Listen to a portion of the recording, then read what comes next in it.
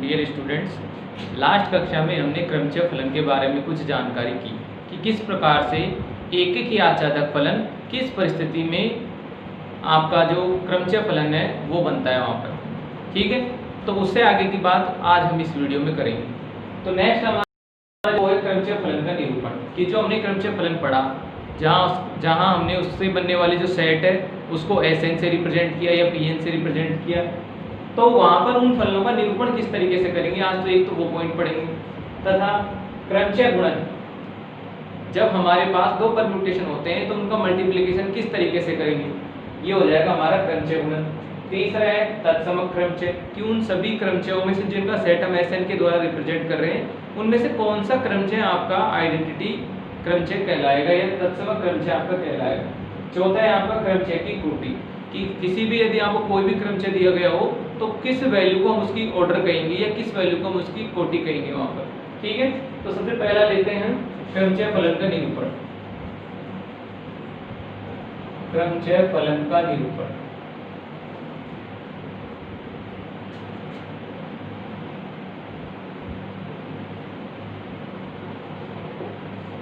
तो यदि हमारे पास यदि S अरिक्त समुच्चय, यदि S अरिक्त समुच्चय है तो S से S पर परिभाषित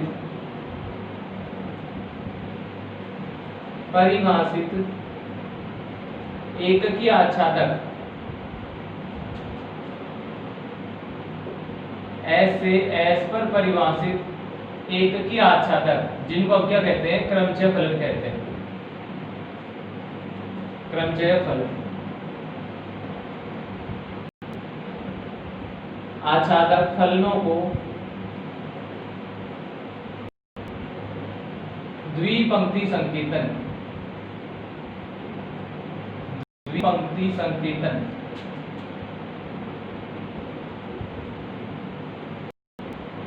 द्विपंक्ति संकेतन में प्रदर्शित किया जाता है।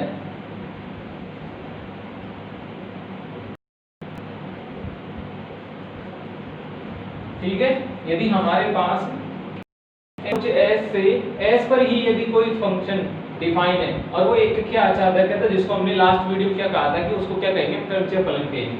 तो वह जो क्रमचय फलन है उसको जो निरूपण का जो तरीका है उनको हम द्विपंक्ति संकेतन में रिप्रेजेंट करते हैं। कैसे करते हैं, पहले हमने डायग्राम के तौर पर उन फंक्शंस को इस तरीके से पढ़ा कि हमारा एक फंक्शन f इस प्रकार से जो कि S से कहां पर जा रहा है, S पर ही वो डिफाइन हो रहा है, और वो कौन सा है, एककी आच्छादक फलन है, वो एककी आच्छादक। तो इस प्रकार के फलनों को तो आप क्या कहते हो, क्रमचय फलन कहते हो। ठीक है, तो इसका यदि डायग्राम कुछ इस प्रकार से है कि जैसे हमारे पास दो ये सेट है, ये सेट S है और ये सेट भी S है, इसमें एलिमेंट है इस प्रकार से A B C D 4 element है।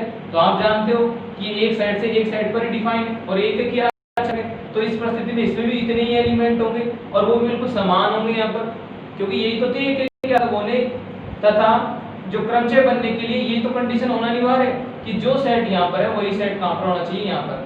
तो जो A B C D यहाँ पर है वही कहाँ पर होना चाहिए, इधर भी। तो हमने उसको कुछ इस प्रकार से ले लिया कि A की जो मैपिंग है, A की मैपिंग यहाँ पर B प्राप्त हो रही है, B की मैपिंग यहाँ पर C प्राप्त हो रही है, और C की मैपिंग यहाँ पर D प्राप्त हो रही है, और D की मैपिंग यहाँ पर A प्राप्त हो रही है। हम इसको इस तरीके से लेकर हमने यहाँ पर माना था कि चलो हमारा F कोई फलन है जो कि इन चार अवयवों के सेट से, चार अवयवों के सेट इन्हीं पर डिफाइन हो रहा है, और ये क्या है, एककी आच्छादक है। तो जब एककी आच्छादक है तथा इनके जो डोमेन तथा जो कोडोमेन है वो भी बिल्कुल बराबर है, तो ये तो आपका कौन सा फलन है, ये तो क्रमचय फलन है। यानी क्रमचय फलन हमारा ऐसा होगा तो यदि ये क्रमचय फलन है तो इसको हम द्विपंक्ति संकेतन में रिप्रेजेंट करते हैं। किस तरीके से, जो फलन f आप कह रहे हो कि f यहाँ से यहाँ पर जा रहा है, उसको कैसे लिखेंगे, f बराबर कैसे लिखोगे, किस जगह से परिभाषित हो रहा है, ये इस S से, तो वो एलिमेंट कहाँ पर होंगे, A B C D वो यहाँ पर होंगे। ठीक है, अब कहाँ पर जा रहा है वो इस फलन f के अंतर्गत a लेता हुआ b पर इस s पर पहुंचता है वो। यानी जब हम उस f में a रखते हैं तो आंसर कितना आता है b, तो वास्तव में वो क्या रहता है वहां पर कि ए रखने पर जो भी आंसर आएगा वो यहाँ लिखा जाएगा, बी रखने पर जो भी आंसर आएगा उसको यहाँ लिखेंगे, और सी रखने पर जो भी आंसर आएगा उसको यहाँ लिखेंगे, एवं जो डी रखने पर जो भी आंसर आएगा उसको यहाँ लिखेंगे। तो यह है हमारा क्या कहलाता है, द्विपंक्ति संकेतन। इस एग्जांपल में क्या हो रहा है कि इसमें ए रखने पर जो भी वैल्यू आती है वो कितनी है, देखो वहां से क्या प्राप्त हो रही है, हमें बी प्राप्त हो रही है, बी रखने पर सी प्राप्त हो रही है, सी रखने पर डी प्राप्त हो रही है, और डी रखने पर ए प्राप्त हो रही है।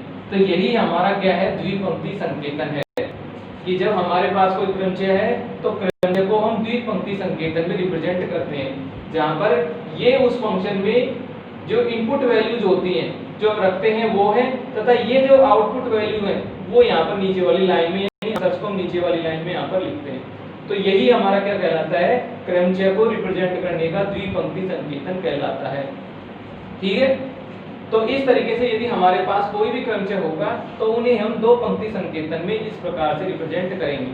अब यदि मैं कुछ एग्जांपल्स और कुछ एग्जांपल्स यहाँ पर, जैसे एक एग्जांपल मैंने ये ले लिया कि जी नाम का कोई एक कहाँ पर क्रमचय है, यहाँ पर जी कोई क्रमचय है जो कि इस प्रकार से डिफाइन है, 1 2 3 4 4 3 2 1।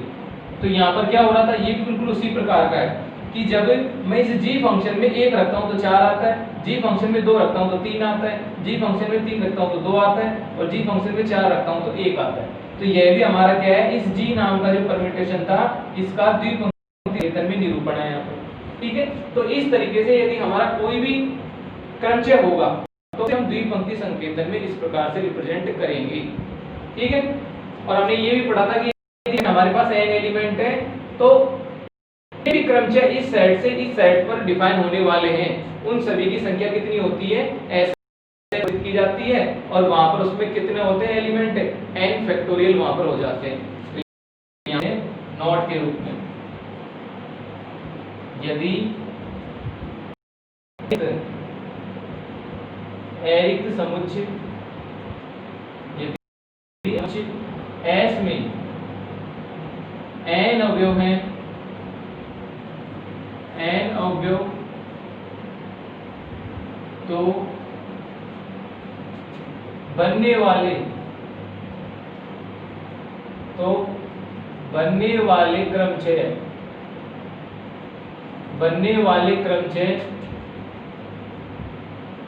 n फैक्टोरियल होते हैं, तथा क्रमचयों का समुच्चय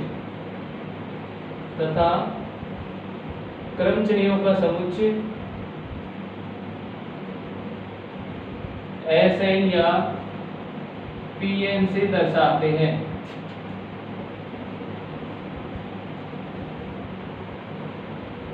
ये हमारे पास पॉइंट हो रहा है यहाँ पर। वैसे शायद हमने इसको लास्ट क्लास में हमारी पढ़ लिया था कि यदि हमारे पास जिस सेट को आप अरिक्त कह रहे हो, यदि S अरिक्त समुच्चय है तो S से S पर, तो वही चीज यहाँ पर है कि अरिक्त समुच्चय यदि S में n एलिमेंट है वहां पर, जैसे हमने यहाँ पर लिया S, इस S में कितने एलिमेंट है, 1 2 3 4। ठीक है, तो वैसे यदि हमारे पास कोई n एलिमेंट होगा, क्या हो, कोई S हो, तो इस S से इसी पर परिभाषित होने वाले जो क्रमचय होंगे वो कितने होंगे, वो आएंगे आपके इस संख्या के द्वारा, n फैक्टोरियल के द्वारा। ठीक है, तो इस सेट से इसी सेट पर बनने वाले जितने पॉसिबल जो परम्यूटेशन है वो कितने होते हैं, n फैक्टोरियल होते हैं। और इन एलिमेंटों को जहां पर हम रखते हैं उस समुच्चय को क्या नाम दिया मैंने, Sn या Pn नाम दिया। तो इस Sn या Pn में ये n फैक्टोरियल एलिमेंट वहां पर होंगे जो कि सब के सब क्या होंगे, क्रमचय होंगे वहां पर। ठीक है, अब यदि उन क्रमचयों में से कोई क्रमचय हमारा ऐसा भी हो सकता है, तत्सम क्रमचय, कुछ क्रमचय हमारे ऐसे हो सकते हैं चक्रीय क्रमचय, वैसे हमें अलग अलग प्रकार के वहां पर उन क्रमचयों में से अलग अलग प्रकार के हमें क्रमचय वहां पर प्राप्त होंगे। ठीक है, तो इसी से रिलेटेड हमारा नेक्स्ट टॉपिक कौन सा है आपका, क्रमचय गुणन, कि जब हम इस प्रकार के किसी सेट पर ये क्रमचय डिफाइन कर ले तो उन क्रमचयों का गुणनफल किस तरीके से रिप्रेजेंट किया जाएगा। तो दूसरा टॉपिक हमारा क्या है, क्रमचय गुणन।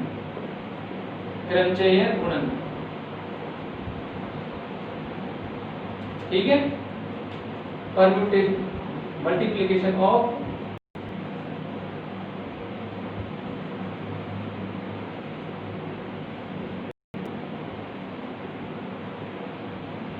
परम्यूटेशन। ठीक है, इस तरीके से क्रमचय गुणन यहाँ पर। तो क्रमचय गुणन यहाँ पर किस तरीके से होगा, तो मैं यहाँ पर ले रहा हूं यदि f तथा g समुच्चय S पर परिभाषित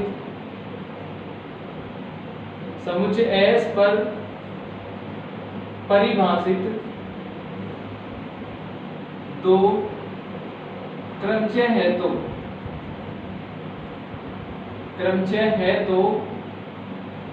क्रमचय गुणन को हम क्या कहते हैं, संयुक्त फलन। क्रमचय गुणन का नाम ही क्या होता है, संयुक्त फलन होता है। जैसे हम कंपोजिट फंक्शन निकालते थे ना कि f तथा g हमारे दो फंक्शन होते थे, तो उनका कंपोजिट फंक्शन आता था g ऑफ f या f ऑफ g, उस तरीके से। तो क्या होगा कि यदि f तथा g समुच्चय S पर परिभाषित दो क्रमचय है तो क्रमचय गुणन। तो क्रमचय गुणन निम्न प्रकार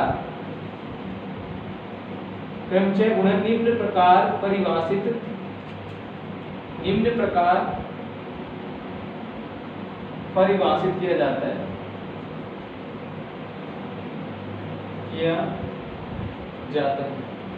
किस तरीके से रिप्रेजेंट करेंगे, तो इसे हम रिप्रेजेंट करेंगे हमारे पास यदि f तथा g हमारे वो सेट परम्यूटेशन, तो मुझे यदि gf ज्ञात करना है यानी g डॉट f ज्ञात करना है, तो मैं इसको लिखूंगा g of f of x, इस तरीके से, जो कि हम पहले पढ़ चुके हैं।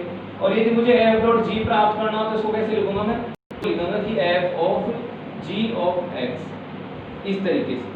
तो इस तरीके से हम क्या परिभाषित करेंगे, यदि मेरे पास दो क्रमचय g तथा f है और मुझे gf चाहिए, यानी g का f के साथ गुणन चाहिए, तो मैं इसको कैसे लिखूंगा, g ऑफ fx। और यदि f का g के साथ चाहिए तो इसको कैसे लिखूंगा, f of g of x। यानी पहले आप gx ज्ञात करो, यानी x की सारी वैल्यू g में से लेते हुए उनका रिजल्ट आप ज्ञात करो और फिर उन रिजल्टों को कहां रखो, इस f में, और फिर f के परिणाम चेक करो। ठीक उसी प्रकार से f में आप पहले x वाली वैल्यू यानी इनपुट रखो और जो आंसर मिलेंगे उनको कहां रखो, फिर इस g में, और जो रिजल्ट मिले उनको, वो रिजल्ट हमारा क्या कहलाएगा, इन दोनों का गुणन कहलाएगा।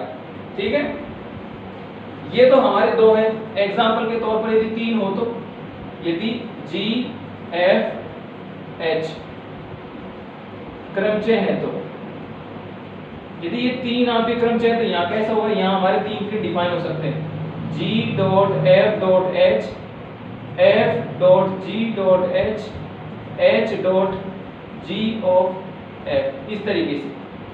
यहाँ इसको कैसे लिखेंगे कि g of f of h x, कि पहले h x ज्ञात करो, फिर उसको f में ले जाओ और फिर f में से उसको g में ले जाओ। वैसे यहाँ पर f of g of h x, ठीक है। और वैसे लास्ट वाला आपका क्या जाएगा, लास्ट वाला हमारे पास आ जाएगा क्या, h of g of f x। तो इस तरीके से यदि हमारे पास कुछ क्रमचय दिए गए हो तो उनका गुणा हम इस तरीके से प्राप्त करेंगे वहां पर। यदि दो दे रखे हो तो इस तरीके से लिखेंगे, इस तरीके से लिखेंगे यहाँ पर, और तीन दे रखे होंगे तो इस तरीके से लिखेंगे। ठीक है, अब हम एग्जांपल्स के द्वारा इनको समझते हैं कि किस तरीके से हम दो क्रमचयों का गुणनफल करते हैं। ठीक है, तो नेक्स्ट मैं एक एग्जांपल लेता हूं जहां पर हम समझेंगे कि किस प्रकार से क्रमचयों का गुणनफल किया जाता है।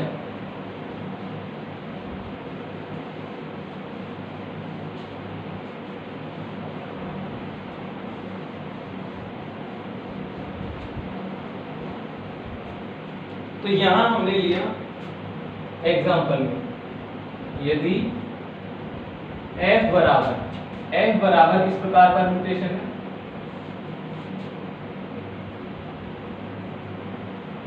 ठीक है, और g हमारे पास किस प्रकार का एक परम्यूटेशन।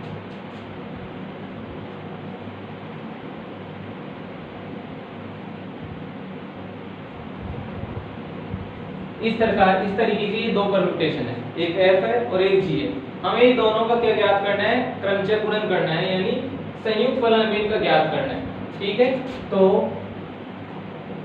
fg तथा gf ज्ञात कीजिए। यदि इस तरीके से हमारे पास दो परम्यूटेशन है तो इनका हमें क्या प्राप्त करना है, एक तो f डॉट g और एक g डॉट h यहाँ पर प्राप्त ठीक है, तो कैसे करेंगे यहाँ पर? सबसे पहले आपको एफ जी प्राप्त करना है। तो एफ जी प्राप्त करना है तो मैंने लिखा है एफ को F of G of X इस तरीके से। ठीक है, इनका मान उठाकर रखो। सबसे पहले एफ लिखो, तो एफ हमारे पास क्या आ जाएगा? 1 3 2 4 3 2 4 1 इस तरीके से। जी हमारे पास क्या है? जी हमारे पास है 1 4 2 2 3 1 4 3 इस तरीके का। ठीक है, हमें इन दोनों का गुणा ज्ञात करना है। तो ये हमारा अगले वाला जो जी था और जो इधर वाला है वो हमारा क्या है? एफ है। ठीक है, तो सबसे पहले जी में से आप प्रारंभ करो। तो जी में इनपुट क्या रखोगे? आप 1 रखोगे, फिर 2 रखोगे, फिर 3 रखोगे, फिर 4 रखोगे और तब जाकर रिजल्ट आपको कहां पर मिलेगा? एफ में। तो जब आपने जी में 1 रखा यानी जी 1 किया, तो 1 रखोगे तो ऊपर वाली लाइन में आपके जो जितने मान रखते हैं वो आते हैं और नीचे वाली लाइन में उनके आंसर आते हैं। तो क्या रखा आपने? जी में क्या रखा? 1 रखा। 1 रखा तो कितना है? 4। अब ये जो 4 है वो क्या बन गया? gx बन गया। फिर gx कहां जाएगा? इसके पास जाएगा। किसके पास? f के पास। तो 4 कहां पहुंच गया? यहां से जाकर यहां इसके पास आ गया। और 4 को जैसे ही आपने f में रखा तो f का काम भी क्या है कि जैसा इनपुट दोगे उसका आंसर कहां आएगा? नीचे। तो क्या आ गया? 4 का कितना आ गया? 1। तो इस तरीके से ये पहले इसकी वैल्यू आएगी। दोबारा देखो, g में जब आप 2 रखोगे तो 2 का कितना आएगा? 2। तो ये 2 कहां जाएगा? इस f में जाएगा। तो जैसे ही f में आपने 2 रखा तो कितना आ गया? 4। तो यहां कितना आएगा? 4। नेक्स्ट देखो 3 जब आपने इसमें रखा जी में तो कितना आ गया? G3 और G3 की वैल्यू कितनी आ गई? 1। अब 1 को जैसे ही आप यहां लेंगे तो 1 का कितना आ रहा है? 3। तो यहां कितना आ जाएगा? 3। लास्ट वाले को देखो 4 का कितना आता है? 3 और 3 का कितना आ जाएगा? 2। तो ये जो रिजल्ट हमारा मिलेगा ये क्या कहलाएगा? आपका f डॉट g, यानी ये क्या कहलाएगा? हमारा क्रमचय गुणन कहलाएगा। ठीक है, दूसरा देखिए, दूसरा आपका gf। gf के लिए देखो, gf को कैसे लिखूंगा मैं? g of f of x इस तरीके से इसको लिखेंगे। ठीक है, सबसे पहले g लिखो। तो g की वैल्यू कितनी है? 1 2 3 4 4 2 1 3 इस तरीके से। फिर दूसरा देखा हमने क्या यहाँ पर इसके साथ क्या आएगा? g के साथ f। तो f को लिखा, f कितना है? 1 2 3 4 3 4 2 1 इस तरीके से। ठीक है, यहाँ से देखो वही तरीका होगा। पहले f आप ले रहे हो तो f की वैल्यू यहाँ पर रखो। f की वैल्यू क्या है? 1 2 3 4 है। ठीक है, तो जब 1 रखते हैं तो कितना आता है? 3। तो 3 को कहाँ देखोगे? यहाँ। तो 3 का कितना आ रहा है? 1। फिर जब 2 रखते हैं तो कितना आता है? 4 और 4 का कितना आ रहा है? 3। तो यहाँ लिख देंगे। 3 का आ रहा है 2 और 2 का कितना आ रहा है? 2। तो 2 यहाँ लिख देंगे। 4 का कितना आ रहा है? 1 और 1 कितना आ रहा है? 4। तो इसको यहाँ लिख देंगे। तो इस तरीके से हमारे पास क्या डिफाइन होगा? gf। ठीक है, तो एक बार हमने fg प्राप्त किया, एक बार हमने g प्राप्त किया। दोनों का तरीका आप समझ गए यहाँ पर कि किस तरीके से जब हमारे पास fg प्राप्त करना हो तो g से प्रारंभ करते हुए हम कहाँ पर आते हैं? f में। और जब gf प्राप्त करना हो तो f से प्रारंभ करते हुए हम कहाँ पर आते हैं? g में। तो ये प्रक्रिया हमारी क्या कहलाएगी? क्रमचय गुणन कहलाएगी। जब हमारे पास 2 क्रमचय दे रखे हो तो उनको हम गुणा तरीके से वहां पर करेंगे। ठीक है, और देखिए एक एग्जांपल और देखिए।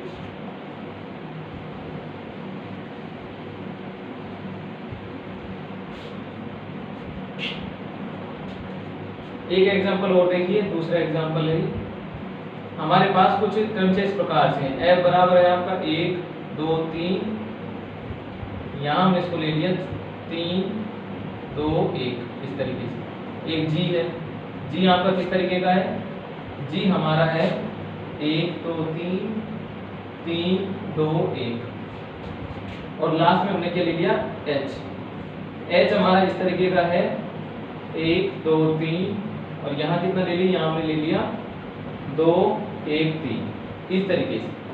तो ये हमारे पास 3 क्या है? ये परम्यूटेशन है। तो हमें क्या प्राप्त करना? हमें प्राप्त करना है एक तो FGH प्राप्त करना है तथा एक हमें प्राप्त करना है GHF। इस तरीके से हमें 2 कंपोजिट फंक्शन या कहीं 2 क्रमचय गुणन हमें ज्ञात करने, एक तो ये वाला और एक ये वाला। ठीक है, ये हमें दोनों ज्ञात करने हैं। ये तो सबसे पहले मैं लिखता हूँ f dot g dot h। इसको लिखूंगा कैसे? इसको लिखूंगा f of g of h। इस तरीके से हम इसको यहाँ पर लिखेंगे। सबसे पहले h आएगा, फिर g आएगा, फिर f आएगा। लिखो h क्या है हमारे पास? सबसे पहले f लिखो क्योंकि इधर से जा रहे हैं यहाँ पर। तो f लिखेंगे तो आ जाएगा 1 2 3, यहाँ कितना आ जाएगा? 3 2 1 इस तरीके से। अगले में आए, अगला कौन आपका g? तो g को देखो 1 2 3, यहाँ आ गया 2 3 1। फिर h में आ जाओ, h में कितना आ जाएगा 1 2 3 2 1 3, इस तरीके से। ठीक है, आगे तीनों। अब इनका ज्ञात करो गुणा। तो गुणा करने के लिए आप क्या देखोगे, यहाँ पर गुणा करने के लिए हम समझेंगे यहाँ पर सबसे पहले h में आओ, क्योंकि हमारा सबसे पहले क्या है h, ठीक है, उसके बाद g है, फिर f है। तो इसी तरीके से चलो, पहले लिखो आप h के सारे इनपुट वैल्यू। तो h की इनपुट वैल्यू क्या है 1 2 3, इनको लिख दो ताकि हमें बार बार नहीं लिखना पड़ेगा। ठीक है, उसके बाद देखो आप यहाँ पर सबसे पहले हमें जाएंगे, जब 1 रखेंगे तो कितना आ जाएगा h में 2, और 2 कहाँ जाएगा इसके पास, तो 2 का कितना हो जाएगा 3, 3 इसके पास जाएगा, 3 का कितना हो जाएगा 1। तो फाइनली मिलेगा क्या हमें 1। दूसरे में देखो, दूसरे वाले में क्या आएगा, 2 का कितना हो जाता है 1, 1 जाएगा 2, और 2 का कितना हो रहा है 2, तो यहाँ कितना आ जाएगा 2। तीसरे में देखो 3 का 3, फिर 3 यहाँ पर देखो, 3 का नीचे आ रहा है ना 3, फिर 3 अगले में देखो, तो 3 का कितना हो रहा है 1, फिर 1 को अगले में देखो कितना हो रहा है 3। तो वास्तव में हमें क्या प्राप्त हो गया कि 1 का 1, 2 का 2 और 3 का 3। तो ये हमारा क्या प्राप्त हो गया FGH। अगला देखो, एक हमें प्राप्त करना है क्या, हमें प्राप्त करना है GHF। लिखेंगे कैसे से कि G of H of FX, इस तरीके से हम इसको लिखेंगे। सभी का मान लिख दो यहाँ पर। तो चाहे आप डायरेक्ट भी कर सकते हो, सबसे पहले F में आओ, F में देखो F के सारे एलिमेंट लिख दो ऊपर के 1 2 3, F के सारे एलिमेंट जो ऊपर वाली लाइन थी हमने जो भी तो लिख दी यहाँ पर 1 2 और 3 F की। ठीक है, हमें इसको लिखने की जरूरत नहीं है, हम इसको एक लाइन में भी इसको कर सकते हैं। तो पहले क्या देखा 1, तो 1 को आप वहाँ देखो F में, तो 1 का कितना हो रहा है 3, फिर किस में जाना है आपको H में, H में जाओ 3 ढूंढो, 3 का कितना हो रहा है 3 H में, फिर आपको किस में जाना है G में, और G में 3 का कितना हो रहा है 1, तो 1 का कितना हो गया 1 हो गया यहाँ पर। अब 2 को देखो, 2F में कितना हो रहा है 2, फिर F के बाद आ जाएंगे H में, H में 2 का कितना हो रहा है 1, और फिर किस में जाएंगे G में, तो 1 का कितना हो रहा है 2, तो यहाँ पर हमें क्या मिल गया 2 का 2 मिल गया। तीसरा देखो 3 का 1, फिर वे लास्ट वाले में 3 का 3, और 3 का यहाँ पर फिर से क्या हो गया 1। हमें जाना था सबसे पहले किसमें F में, F में हो रहा है 3 का 1 हो रहा है। ठीक है, फिर वहां पर गए किसमें H में, H में 1 का कितना हो रहा है 2, और फिर यहाँ पर देखा 2, 2 का कितना हो रहा है 3, तो कितना आ जाएगा यहाँ पर भी 3। तो इस तरीके से हम, जब हमारे पास कितने ही चाहे क्रमचय दिए गए हों, चाहे कितनी बड़ी श्रृंखला हमारे पास क्रमचयों की हो, तो हम इस तरीके से उसके क्या ज्ञात कर लेंगे, गुणा हम ज्ञात करेंगे। सबसे पहले ऑर्डर में लिखेंगे, जैसे आपको चाहिए FGH, तो सबसे पहले क्या आएगा F, उसके बाद G, उसके बाद H। H से आप उनको लिखना प्रारंभ करोगे, H के बाद G में जाओगे, G के बाद F में जाओगे, और भी यदि कोई वहां पर क्रमचय उपस्थित है तो उसके बाद हम कहां पर जाएंगे, उस क्रमचय में वहां पर जाएंगे। ठीक है, तो इस तरीके से हम कितनी भी कोटि का हो या कितना भी बड़ा आपका कोई भी क्रमचय हो, तो उसे हम इस तरीके से क्या प्राप्त कर सकते हैं, उसका गुणा हम प्राप्त कर सकते हैं यहाँ से। ठीक है, अब ये हमारा हमने क्रमचय गुणन भी पढ़ लिया। उसके बाद आता है हमारा तत्समक क्रमचय, यानी जो हमारा आइडेंटिटी जो परम्यूटेशन होता है वो क्या होता है, अब यहाँ पर हमें वो समझना है। तो नेक्स्ट टॉपिक है आपका तत्समक क्रमचय।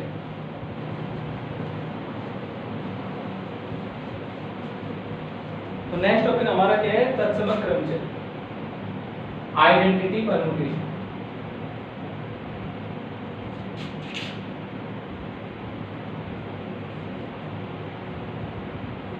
तत्समक क्रमचय,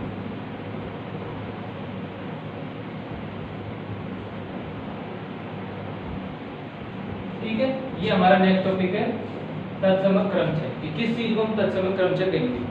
तो जब हम बात करें कि हमारे क्रमचयों का जो समुच्चय है उसको हम SN या PN से रिप्रेजेंट करते हैं, कि हमारा जो क्रमचयों का जो समुच्चय है उसे हम किससे रिप्रेजेंट करते हैं, SN या PN से।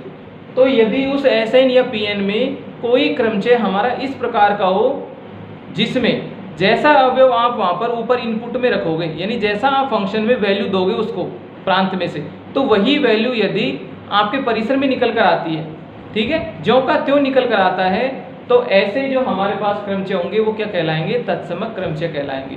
और यदि इस चीज़ को नहीं समझते हो आप, तो आप ये जानते होंगे कि तत्समक फलन कौन सा होता है। वो आपकी कक्षा 11-12 का पॉइंट है वो, कि तत्समक फलन कौन सा होता है। तो तत्समक फलन को क्या कहते हैं वहाँ पर, कि कोई ऐसा फलन जो अपने मान में बिल्कुल परिवर्तन ना करे, कि जैसा आप उसे दो वो वैसा का वैसा उसे बाहर निकाल कर हमें दे दे, तो ऐसा फलन हमारा कौन सा होता है, तत्समक फलन होता है। कोई ऐसा फलन जो दी गई वैल्यू में कोई परिवर्तन नहीं करता हो। तो ऐसा फलन कौन सा होता था? तत्समक होता था। अब ठीक उसी प्रकार से यहाँ क्या है? तत्समक वो क्रमचय है, तो यहाँ पर भी ऐसा ही होगा।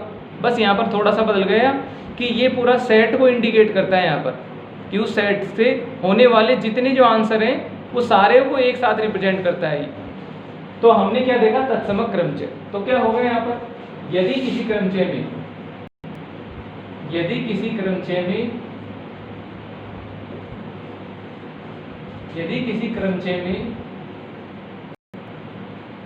x बराबर fx है, तो या यदि किसी क्रमचय में x बराबर x है या fx बराबर x है, तो वह क्रमचय तत्समक क्रमचय कहलाता है। तत्समक क्रमचय कहलाता है। ठीक है। किसी क्रमचय में क्या हो रहा हो कि जैसा आप वहां पर x रखोगे वैसा का वैसा हमें क्या मिले? fx मिले। तो ऐसा क्रमचय हमारा क्या कहलाता है? तत्समक क्रमचय वहां पर हमारा वो कहलाता है कि जैसा आप उसमें लिखोगे x वैसा का वैसा आपको बाहर निकालकर जो कहते हो देगा। ठीक है। तो ऐसा क्रमचय हमारा क्या कहलाता है? तत्समक क्रमचय कहलाता है। कैसे रिप्रेजेंट करोगे आप उसको वहां पर? जैसे आपने उसमें क्या रखा, जैसे ये मेरा कोई g नाम का कोई क्रमचय है यहाँ पर। ठीक है। g नाम का कोई क्रमचय, इसमें हो क्या रहा है यहाँ पर कि जैसे मैंने इसमें x रखा तो मुझे क्या मिलेगा यहाँ पर? fx। और किसके बराबर है वो? x की। तो जैसा रखो वैसा का वैसा आ रहा है। यदि मैंने उसमें y रखा तो y दे दिया। ठीक है। मैंने उसमें h रखा तो h दे दिया। मैंने उसमें k रखा तो उसने मुझे क्या दे दिया? k। जैसे मैंने वैल्यू वहां पर रखी उसने मुझे वैसी की वैसे निकाल कर दे दी। तो ऐसा क्रमचय मेरा क्या कहलाएगा? तत्समक क्रमचय मेरा वो कहलाएगा। ठीक है। तत्समक क्रमचय को रिप्रेजेंट किससे करेंगे? तो तत्समक क्रमचय को हम कैपिटल I से रिप्रेजेंट करते हैं। कैपिटल I से। ठीक है। अब ये और देख लेना यहाँ पर कि कितने एलिमेंटों पर डिफाइन हो रहा था। तो 1 2 3 4 पर डिफाइन हो रहा था। तो यहाँ पर हम उसको इस प्रकार से n लगा देते हैं जितने पर वो डिफाइन हो रहा था। तो प्रेजेंट में हमें पता नहीं है क्योंकि हमने तो उसको एग्जांपल के तौर पे लिया। तो यदि हमारे पास कोई क्वेश्चन होता है और वहां पर तत्समक क्रमचय 4 एलिमेंटों पर डिफाइन हुआ था, तो वो आप I के पैर में यहाँ पर 4 लगा सकते हो, अदरवाइज आप उसको I भी छोड़ सकते हो। तो इस तरीके से हम किसी भी तत्समक क्रमचय को इस तरीके से प्रदर्शित करेंगे, या यूं कहें कि हमारा कौन सा क्रमचय तत्समक क्रमचय होगा। तो ये चीज आपको समझ में आ गई होगी कि जैसा ऊपर वाली लाइन है वैसे वैसे नीचे वाली लाइन यदि किसी क्रमचय में है तो वह हमारा क्या होता है? तत्समक क्रमचय हमारा वो होता है। ठीक है। और आगे देखिए, यदि मैं इसका कोई एग्जाम्पल भी लिखूं यहाँ पर, यदि मैं इस तत्समक क्रमचय का कोई एग्जाम्पल भी लिखूं तो किस तरीके से होगा?